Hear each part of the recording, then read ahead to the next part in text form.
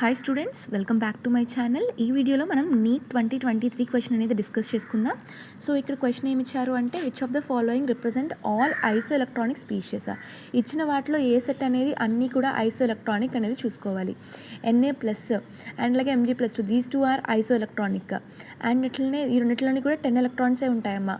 వెరాస్ ఇక్కడ వచ్చేసరికి O- ఇక్కడ 8 ప్లస్ 1 ఇట్ ఈస్ 9. వెరాస్ ఈ రెండిట్లో వచ్చేసరికి 10, ఇందులో కూడా 10 ఎలక్ట్రాన్స్. సో ఇవి ఐసో ఎలక్ట్రానిక్ కాదు.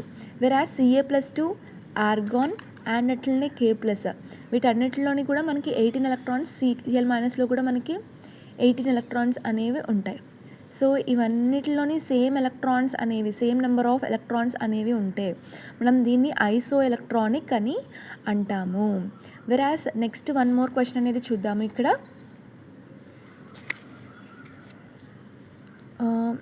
ఇన్కరెక్ట్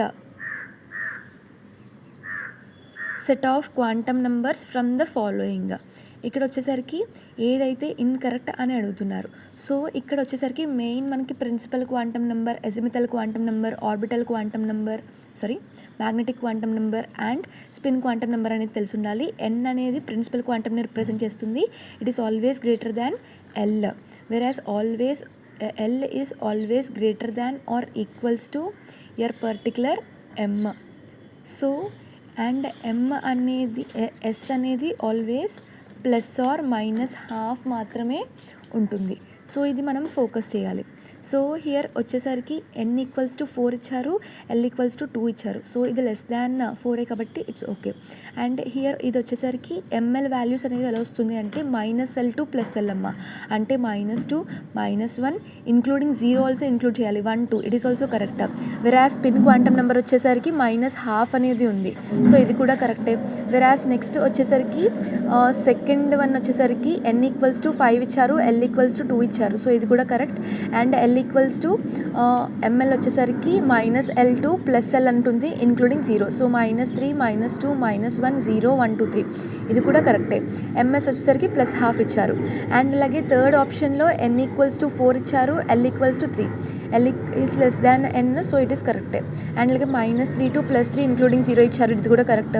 అండ్ అలాగే M వచ్చేసరికి -12 ఇది కూడా కరెక్టే. అండ్ అలాగే N వచ్చేసరికి 5, L వచ్చేసరికి 2 ఇక్కడ వరకు కరెక్టేనమ్మా. వెరాస్ ML మనం 0ని ఇంక్లూడ్ చేయలేదు, -1 -2 2 రాసాం కానీ 0ని ఇంక్లూడ్ చేయలేదు. సో 0ని ఇక్కడ ఇంక్లూడ్ చేయాలి కాబట్టి ఇది incorrect. So it is our correct option. So దానికి ఇది most commonly asked question in both NEET and JEE అమ్మ. నీట్లోని జేఈలోని మోస్ట్ కామన్లీ ఆస్క్డ్ క్వశ్చన్స్ అనేవి ఒక సిరీస్ చేద్దాము.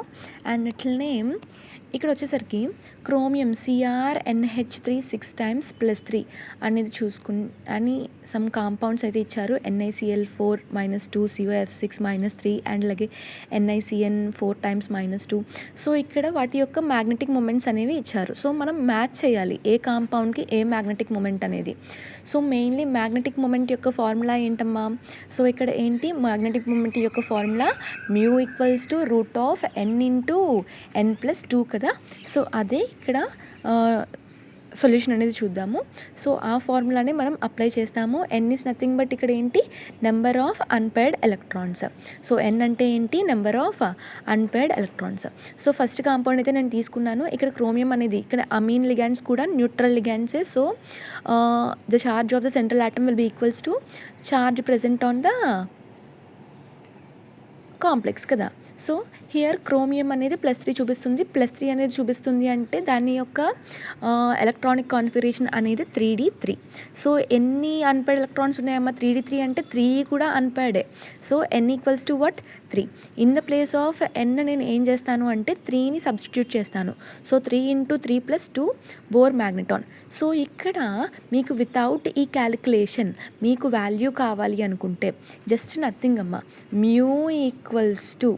N పాయింట్ ఎనీథింగ్ అంటే for in case number of unpaired electrons అనేవి 3 ఉంటే μ అనేది 3 పాయింట్ సంథింగ్. మోస్ట్లీ 3.7 ఆర్ 3.8 అలాగే ఉంటుందమ్మా. అలాగే మీరు చూస్తే NiCl4 ఇక్కడ నికెల్ అనేది 3d8 చూపిస్తుంది. So number of unpaired electrons వచ్చేసరికి 2 ఉంటాయి. సో ఇక్కడ మ్యాగ్నెటిక్ మొమెంట్ మీరు చూస్తే ఇక్కడ మీరు ఫార్ములా అప్లై క్యాలిక్యులేట్ చేసుకోవచ్చు ఆర్ ట్రికీ వేలో కూడా చూడొచ్చు. సో 2 పాయింట్ మాత్రమే వస్తుంది. అలాగే ఇక్కడ COF6-3 అనేది చూసుకుంటే ఇక్కడ నెంబర్ ఆఫ్ అన్పేర్డ్ ఎలక్ట్రాన్స్ అనేవి 4. సో మనకి 4 పాయింట్ మీద వచ్చింది ఇక్కడ మ్యాగ్నెటిక్ మొమెంట్ అనేది.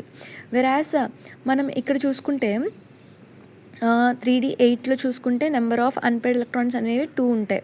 సో మ్యూ అనేది ఎంత, ఇక్కడ 3d8లో చూసుకుంటే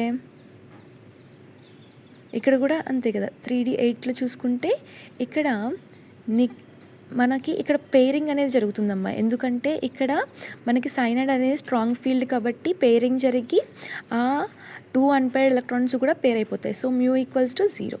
సో ఇక్కడ మనకి ఆప్షన్ అనేది చూసుకుంటే ఇట్ విల్ బీ ఆప్షన్ వచ్చేసరికి సెకండ్ ఆప్షన్.